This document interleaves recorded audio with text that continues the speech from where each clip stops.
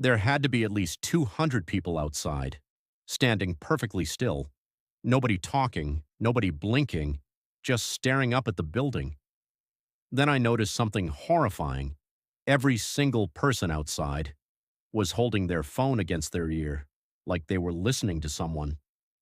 Then mine rang, unknown number. I answered and heard breathing.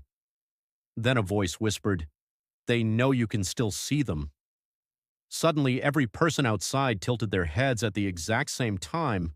Then all their phones lowered and they started running toward the entrance.